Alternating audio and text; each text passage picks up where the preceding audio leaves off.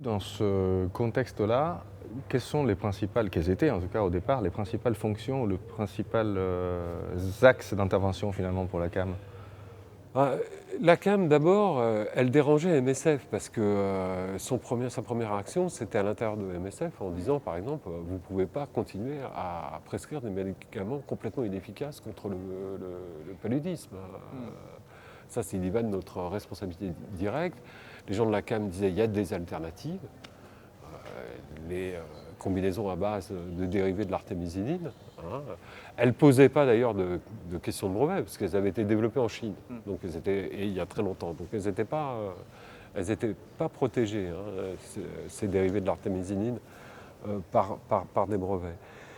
Mais il fallait pour l'Afrique subsaharienne changer les traitements, des protocoles nationaux pour la prise en charge des accès simples de paludisme, puisque la chloroquine, le Fansidar ne marchait plus ou trop rarement.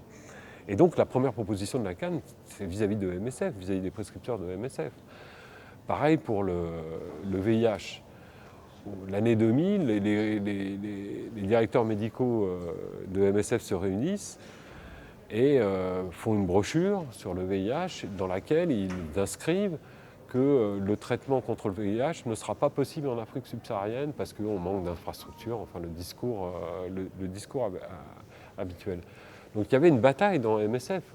Les gens de la CAM, dont je faisais partie, puisque j'étais un des membres du steering committee, du comité de pilotage de la CAM à ses débuts, on avait quand même une fonction de secouer un peu nos camarades de MSF pour qu'ils se mettent en marche pour prescrire des médicaments efficaces. Parce que MSF n'était pas non plus en marche pour prescrire des médicaments efficaces. Donc la première campagne, elle est interne. Avec des controverses, des disputes, c'est des choses qu'on montre et qu'on explique un peu dans le livre Innovation médicale en situation humanitaire que nous avons coordonné, Claudine Vidal et moi.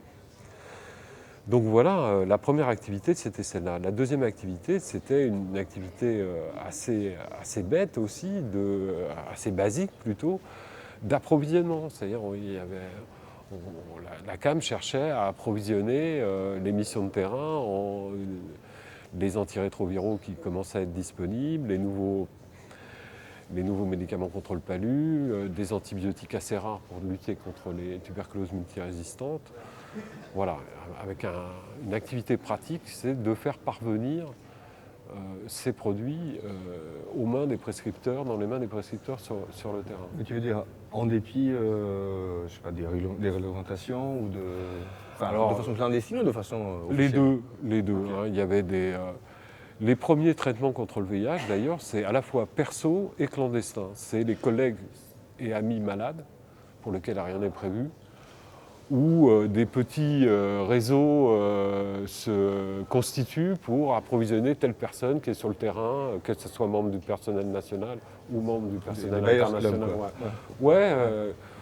Voilà, l'équivalent de Buyers Club. Et puis après, on s'est mis à essayer d'obtenir les autorisations de prescrire à échelle de santé publique. Mais ça n'a pas été évident. Par exemple, le ministre de la Santé du Malawi, la première fois qu'on va le voir au début des années 2000 pour lui dire qu'on veut prescrire dans son pays, etc., dans le secteur public, sans demander de contrepartie financière, prescrire des antirétroviraux contre le VIH, il nous dit non. Et il nous dit, si vous en importez sans me le dire, je vous fous en prison.